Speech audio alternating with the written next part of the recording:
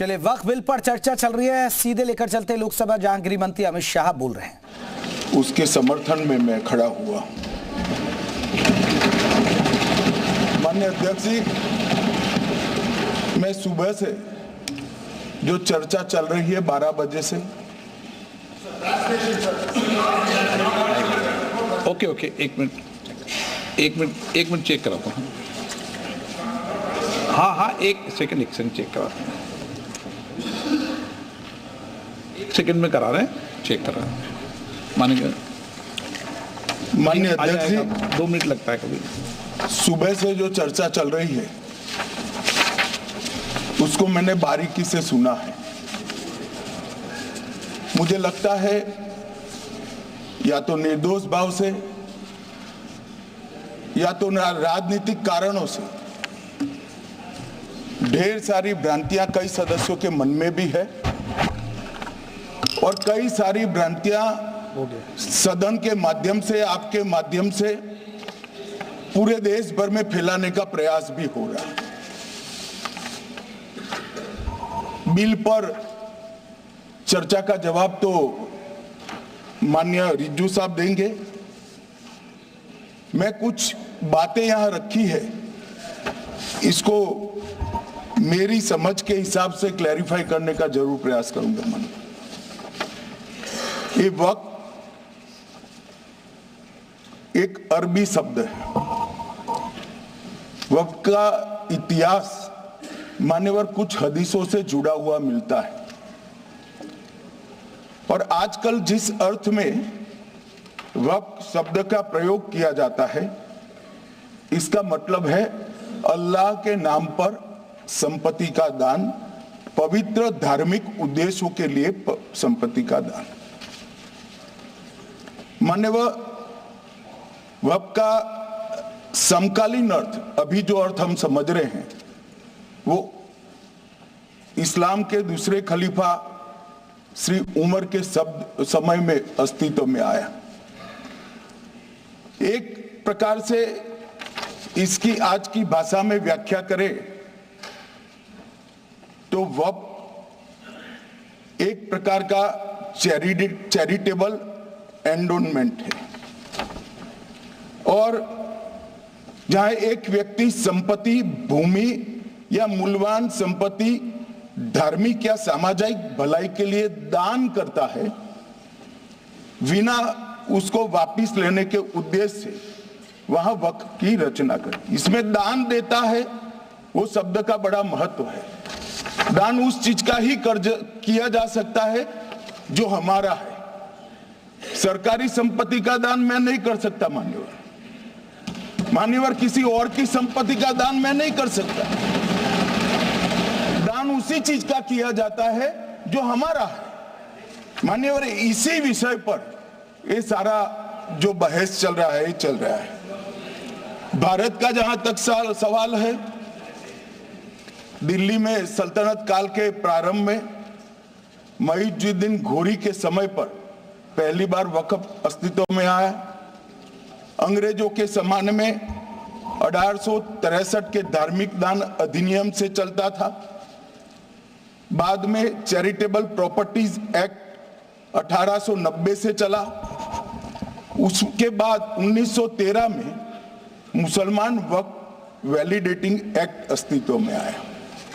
तब तक ये सारी प्रक्रियाएं चैरिटेबल एक्ट के तहत चलती थी। मान्यवर, आजादी के बाद वही एक्ट को 1954 में वक्फ के केंद्रीकरण के लिए बदला गया। 95 में वक्फ न्याय अधिकरण और वक्फ बोर्डों की स्थापना की। अब ध्यान से सुनिएगा मान्यवर, वक्फ परिषद और वक्फ बोर्ड ये 1995 से आए। ये पूरा झगड़ा जो चल रहा है, आपने नॉन हिंदू को रख दिया और नॉन मुस्लिम को रख दिया, गैर मुस्लिम को रखा। वो झगड़ा वक्फ में दखल, वक्फ में कोई गैर इस्लामिक सदस्य आएगा ही नहीं, ये स्पष्टता समझ लीजिए। ना मुतवल्ली गैर इस्लामिक होगा, ना वाकिफ गैर इस्लामी होगा। मान्यवर, वहां कोई प्रोविजन नहीं है। जो धार्मिक संस्थाओं का संचालन करते हैं उसमें कोई गैर मुस्लिम व्यक्ति रखने का प्रावधान किया भी नहीं है, हम करना भी नहीं चाहते हैं मान्यवर। इसलिए जो बड़े बड़े भाषण करते हैं कि समानता का अधिकार चला गया, दो धर्मों के बीच में समानता नहीं रही, मुसलमानों के धार्मिक अधिकारों के बीच में दखल खड़ी हो जाएगी, कुछ नहीं होने वाला मान्यवर। इस दृष्टि से देखें तो 1995 तक वक्फ की काउंसिल और वक्फ बोर्ड था ही नहीं, वो तो 95 से आया। और मान्यवर, ये जो भ्रम खड़ा किया जाता है कि ये एक मुस्लिम भाइयों के धार्मिक क्रियाकलापों के अंदर, उनके दान की हुई संपत्ति के अंदर दखल करने का है, ये बहुत बड़ी भ्रांति फैलाकर माइनॉरिटी को डराकर अपनी वोट बैंक खड़ी करने के लिए किया जा रहा है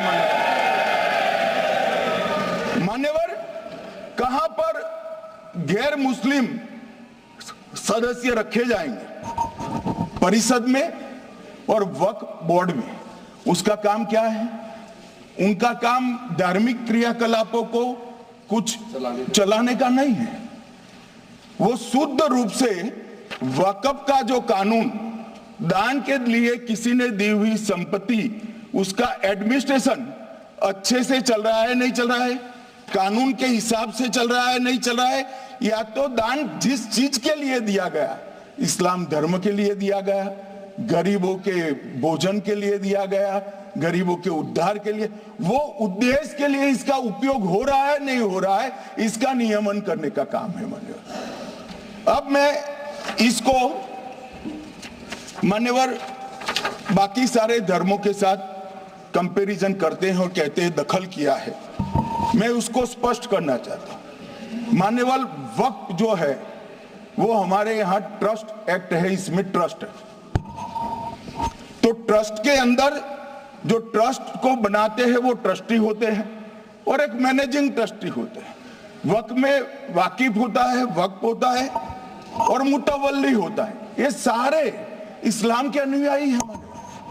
अरे भाई, आप कह रहे हो, हम तो कह रहे हैं क्योंकि इसका वक्फ शब्द ही इस्लाम से आया है, इसलिए हम कह रहे हैं कि वक्फ वो ही कर सकता है जो इस्लाम का अनुयायी हो। अब आप उसका विरोध कर रहे हो, तो आप तो वक्फ में भी नॉन इस्लामिक आदमी चाहते हो। मान्यवर, क्या कह रहे हैं?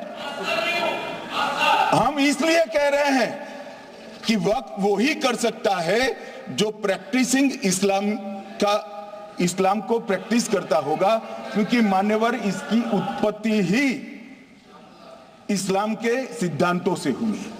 अब मान्यवर, वक्फ धार्मिक हुआ, वक्फ बोर्ड नहीं हुआ, वक्फ परिषद भी नहीं हुई। अरे सुनो भाई, मान्यवर, ट्रस्ट के अंदर ट्रस्टी जो होते हैं, जो चर्च होगा तो क्रिश्चियन होंगे, पारसी भी होंगे, पारसी के लिए वो ट्रस्ट होगा, तो हिंदू होगा तो वो हिंदू के लिए। अब चैरिटी कमिश्नर हम कहेंगे कि भाई मुस्लिम क्यों आया? मुझे बताओ, चैरिटी कमिश्नर एक्ट में मुसलमान चैरिटी कमिश्नर बन सकता है या नहीं बन सकता है? उसको ट्रस्ट नहीं चलाना है, उसको चैरिटी के कानून के हिसाब से वो ट्रस्ट चले, उसकी देखरेख करनी है। ये धार्मिक नहीं है, ये धर्म का काम नहीं है मान्यवर, ये एडमिनिस्ट्रेटिव वर्क है। और इसलिए तो फिर चैरिटी कमिश्नर हिंदू होगा तो वो क्रिश्चियनों के ट्रस्ट का कैसे देखरेख करेगा? चैरिटी कमिश्नर क्रिश्चियन होगा तो जैनियों के और हिंदुओं के ट्रस्ट का कैसे देखरेख करेगा? अब बताओ कि सारे ट्रस्ट के चैरिटी कमिश्नर अलग अलग बन, देश तोड़ दोगे आप लोग, तोड़ दोगे। हमने साहब, मैं अभी भी आपके माध्यम से, इस सदन के माध्यम से देश भर के मुसलमान भाइयों बहनों को कहना चाहता हूं, आपके वक्फ में एक भी नॉन मुस्लिम नहीं आएगा, ये एक्ट में ऐसा कोई प्रावधान नहीं। मगर जो वक्फ बोर्ड है और वक्फ परिषद है, उसका काम क्या है? वक्फ की संपत्तियां मान्यवर बेच खाने वाले लोगों को पकड़कर इसके बाहर निकालने का। वक्फ के नाम पर औने पौने दाम में संपत्तियों को 100 साल तक किराए पे देने वाले लोगों को पकड़ना है।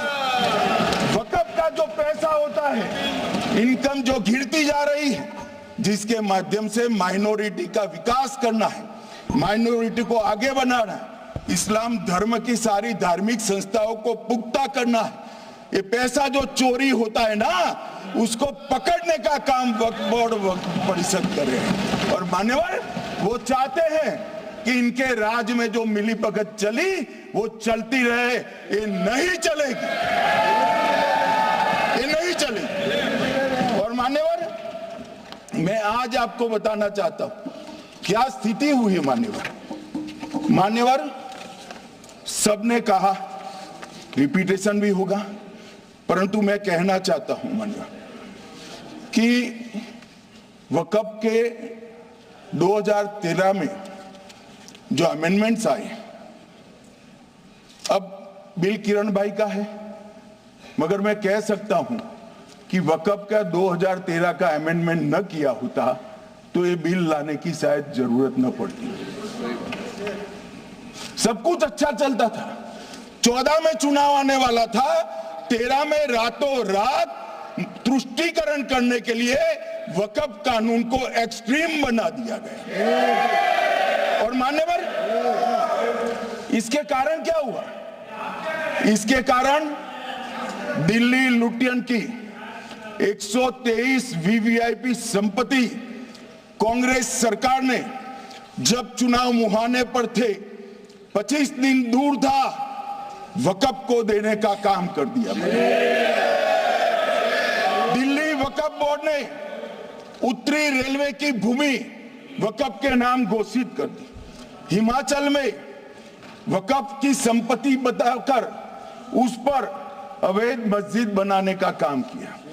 250 हेक्टेयर क्षेत्रफल वाले 12 गांव पर वक्फ का स्वामित्व हो गया तब तमिलनाडु में। और मान्यवर तमिलनाडु के 1500 साल पुराने तिरुचेंदुरई मंदिर की 400 एकड़ भूमि को वक्फ की संपत्ति घोषित किया। ये जब मंदिर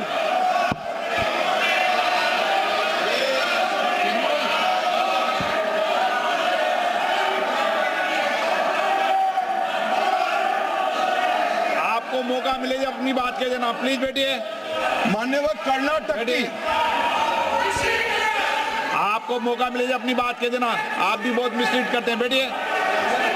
गृह मंत्री जी। मान्यवर कर्नाटक की मणिपट्टी समिति का रिपोर्ट में पढ़ रहा हूं, इसमें मेरा कुछ नहीं है, खड़े मत हो जाना।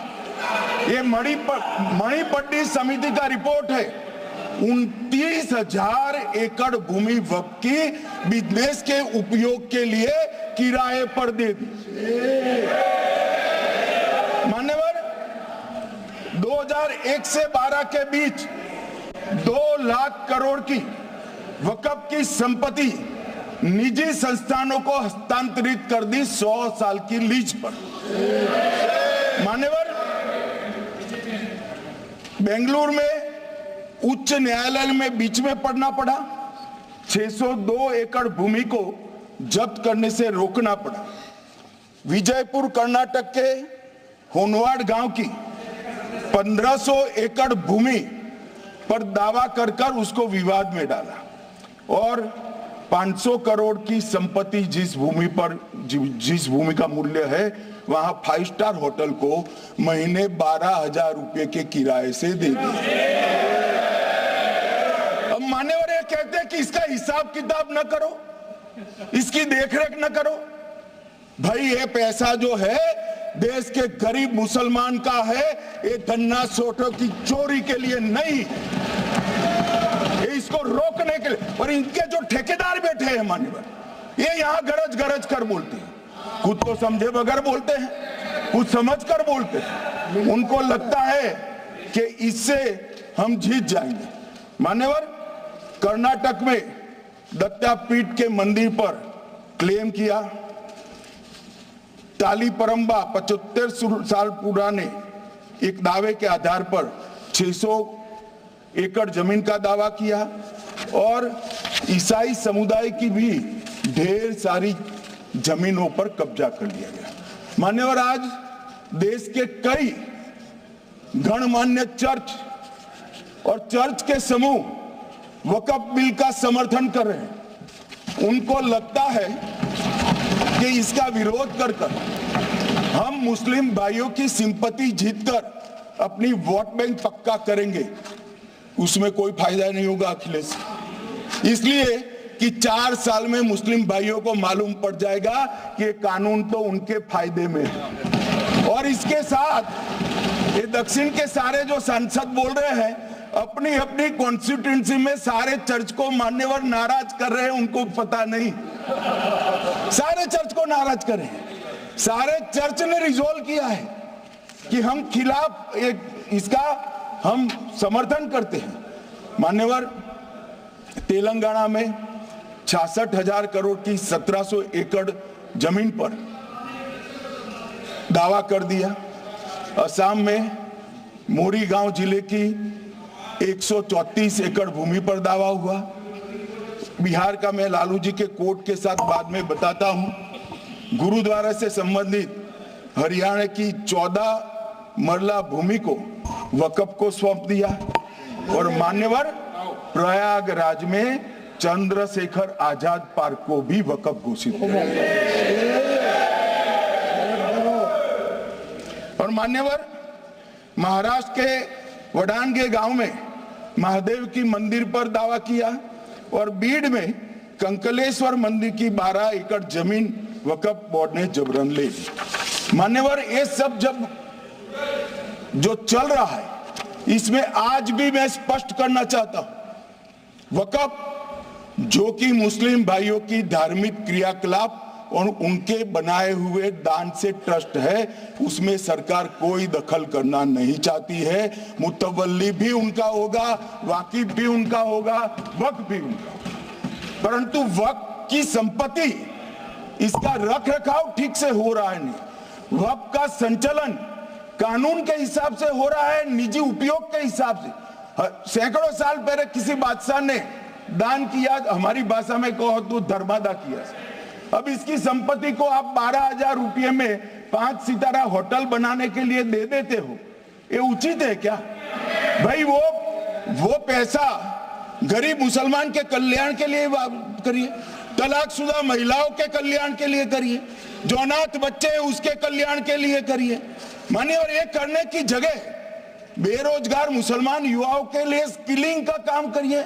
लाखों करोड़ों रुपए की भूमि मान्यवर और इनकम 126 करोड़ रुपया। रेलवे की जितनी जमीन है, जिसमें हजारों करोड़ लाखों करोड़ का रेलवे का कारोबार चलता है, इतनी भूमि वक्फ के पास है और इनकम 100